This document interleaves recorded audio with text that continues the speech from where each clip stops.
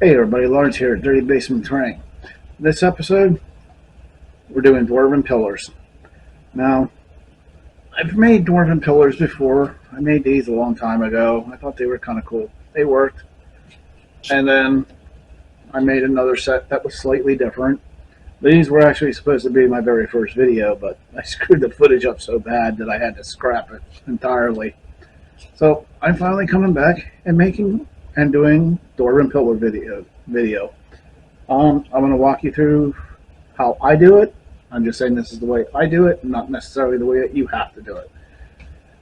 Also, guys, I do have a Discord page. There's a link to it in the About tab of the Dirty Basement Terrain. You can come there. That's the best way to get a hold of me directly.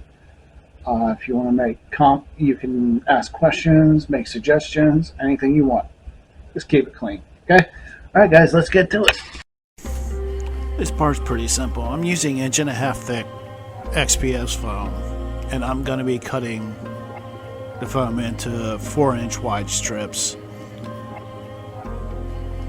because that's how tall I intend to make the body of the pillars themselves.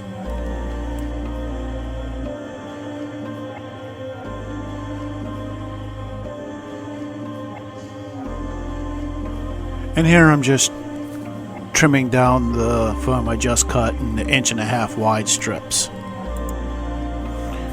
I want the bases and the capstones to these pillars to be octagon shaped, so I'm using my Shifting Lands shape cutter, the octagon attachment obviously. And of course, I'm just trying to center it up with that hole.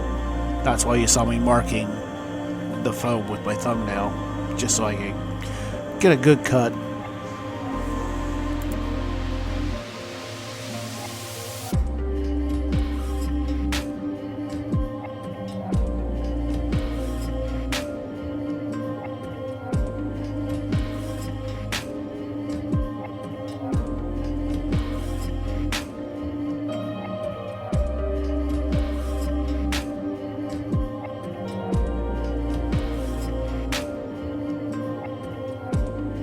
I've set my Guider Pro to 1/8 of an inch, so now I'm just cutting off 1/8 of an inch slices because I'm going to have an ascending or receding step base. So I need a couple thin layers instead of just one big thick one. But since I'm making 8, I'm going to need 8 pieces for each step.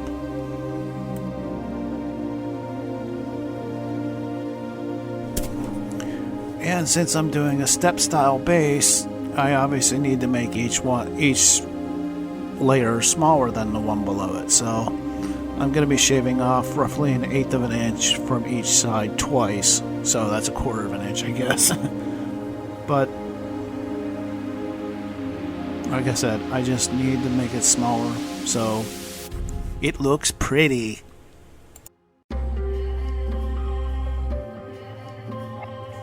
And now that I got it to the size I want it, I'm going to be shaving off 8 more slices because like as before, I'm doing 8 pillars, so we need 8 pieces for this.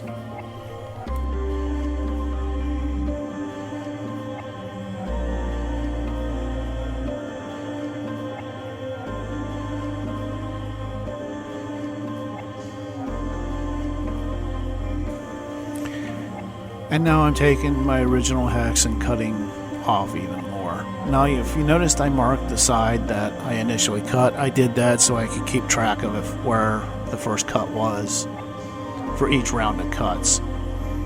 It's a useful thing to do to be able to keep track of it. That way you won't make too many cuts in the wrong spot and then it'll be all wonky. And I don't want to make sure that I don't go too small. For this, I'm only doing 3 cuts, so it's 3/8 of an inch that I'm shaving off each side. Because I tested it against the other, and it seemed to work fine, so I'm sticking with that.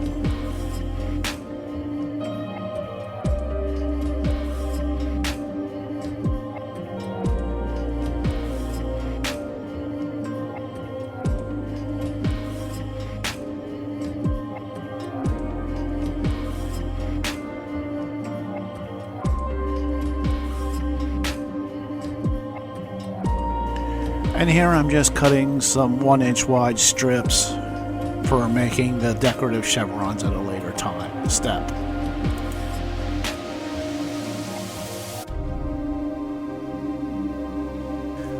I've set my wire at 50 degrees, and I'm shaving off the corners of the 1.5 inch blocks for some aesthetic interest.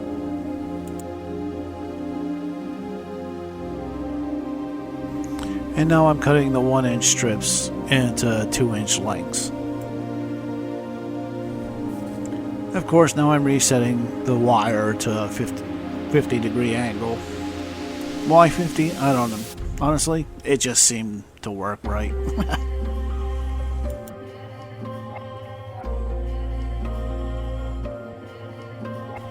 I've set my wire to a 50 degree angle, and I'm just cutting an angle, then flipping it, and then cutting again to get the point.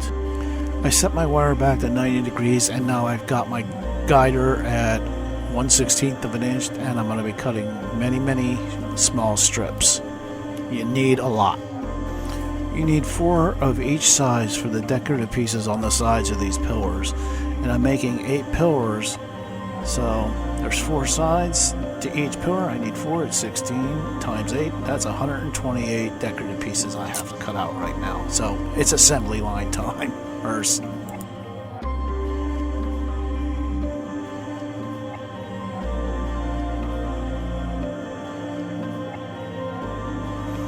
Now for the next piece that goes on, the bigger pieces I just cut up, all I'm doing is I'm shaving a little bit off of each of the taller sides and a little bit off the bottom, and then it'll sit lower and be thinner and give you a nice look.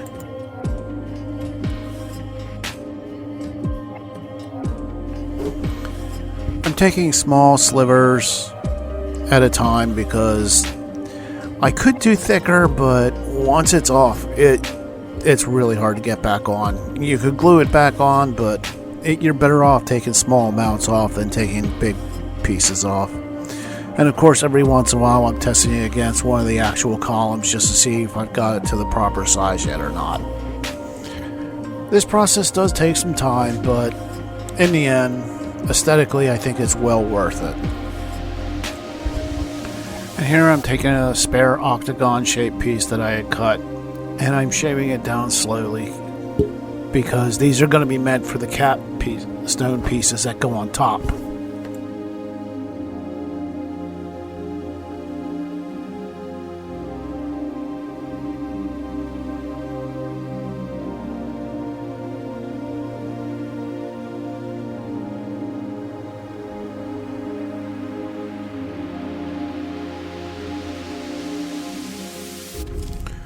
Of course, now that I've got it to the proper size that I want, it's time to slice it.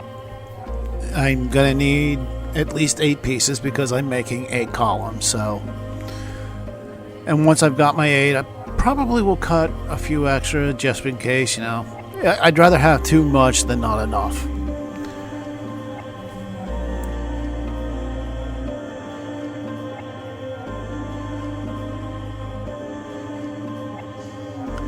And now I want to trim it down a little thinner for a second piece to the capstones.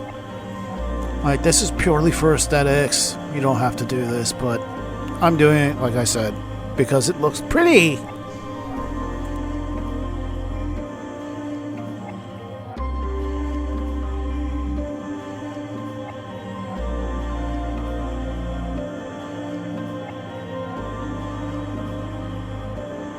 And here I'm cutting the decorative pieces for the sides, but hang from the top instead of the bottom. And here I'm going to take a ball of aluminum foil to add some texture to all the base pieces. Just getting the sides and somewhere towards the outer rim. You don't have to do the whole thing because it's going to be covered anyway with other pieces. Now that I've got all the base pieces textured, I'm going to start gluing together. I'm using some PVA that I'm brushing on. This is a pretty simple process. Brush on the glue, press it down to the bigger piece below it, and then rinse and repeat. A bit tedious, but once you get a groove, it's easy.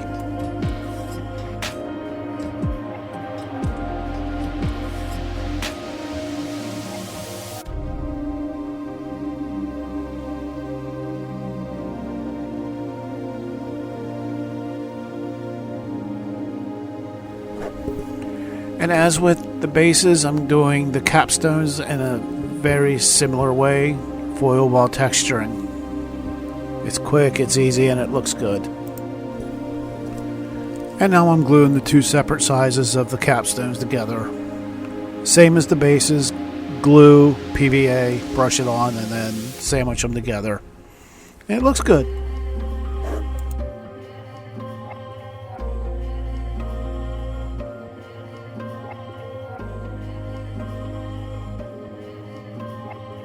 And as you can see, I'm using the foil ball to texture all the decorative pieces that go on the sides. There's a lot of them, so be prepared to do it for a little bit. And here I'm gluing together the lower decorative pieces that go on the sides of the columns. It's pretty simple, just brush on some PVA to the untextured side of the smaller piece and then press it onto the larger piece. And of course here I'm finally adding some texture to the column itself.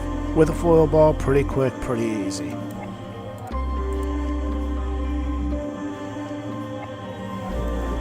And here I am putting all these pieces that we've put together onto the columns themselves. I'm just gluing the decorative pieces to the sides at first. Actually, I'm only going to do one side at a time per column.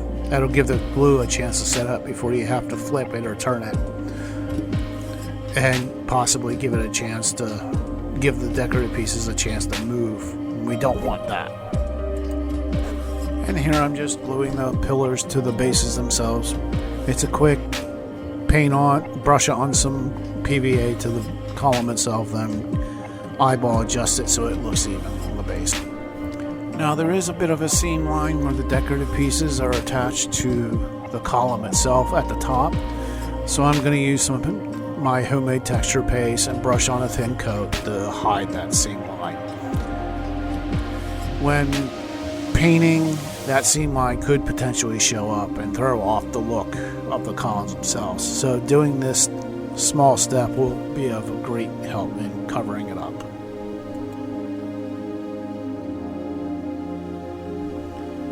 Of course, as with all my projects, if it's XPS foam, I'm giving a coat of black Mod Podge for protection of the foam. And I would like to note that I forgot to film the section where I glued on the stone caps to the tops of the pillars, but I think you guys are smart enough to figure out how to do that. But again, with the black Mod Podge here, I just want to give 100% coverage to the exposed areas for protection.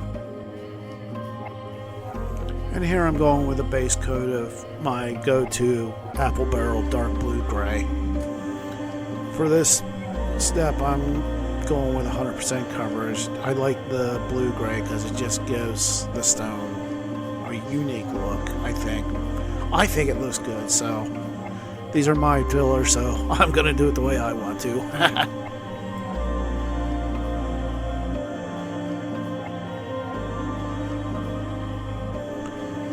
And here I'm giving the columns some color streaks just to give it a little extra. I'm using Apple Barrel Burnt Umber, Deco Art Rookwood Red, and Deco Art True Ochre. This, to me, it's similar to leopard spot print painting. It just gives it a little something extra that you may not ever really notice, but I know it's there, so I'm going to continue to do it. And now I'm giving the columns a mid-tone overbrush with some Apple Barrel Pewter Gray, going for around 80 to 85% coverage, leaving the corners and deepest recesses untouched by this paint. But again, just an 80 to 85% coverage with this.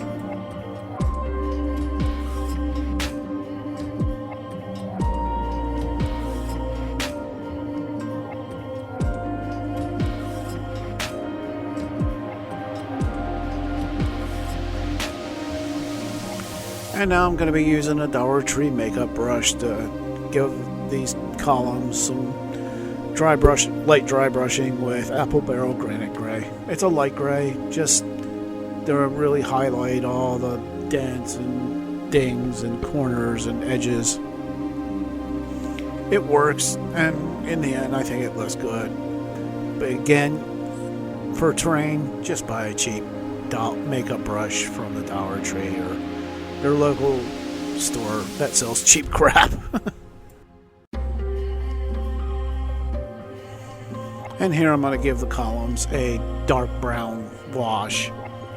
As usual, I prefer the dark brown to black because it just gives it more of a dirty, grimy look, and that's what I like. So that's what I'm going to do. But I think that the dark brown gives it a more natural look to the stone itself. That's why I use dark brown. And I'm going back and giving the columns a second light dry brush to bring up some of the highlights again from the wash. Again, using Apple Barrel's granite gray, a light gray. And the wash still shows through in the deeper sections of the texturing, and gives, like I said, a dirty, grimy look to it, like it's been around for a while.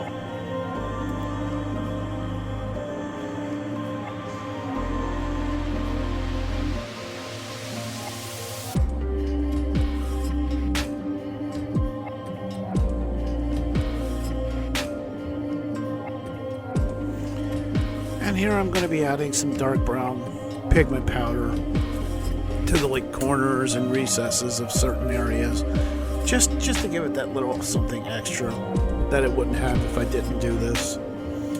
It's a simple step, and actually it's not pigment powder, it's scraped soft pastel chalk, much more economical than the commercially available pigment powders you can get. Save the pigment powders for your figures and vehicles and stuff. You use the chalk, pastel chalk on your terrain, and it still looks pretty good, if I can be honest. But again, I'm just tracing around certain corners and stuff, just to give it that little something extra. This is purely for aesthetics. It has nothing to do with gameplay. But like I said, we do want our terrain to look pretty.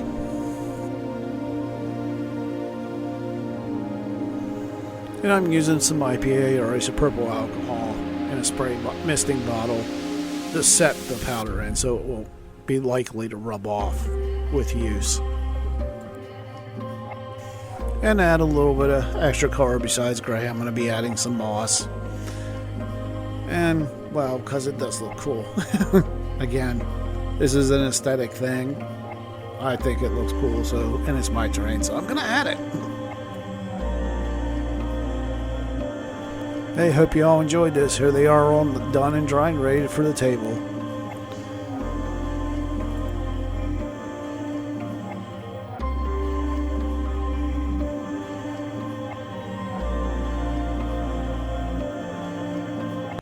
Hey everybody, if you made it this far, it means you watched to the end, and as always, I really do appreciate that.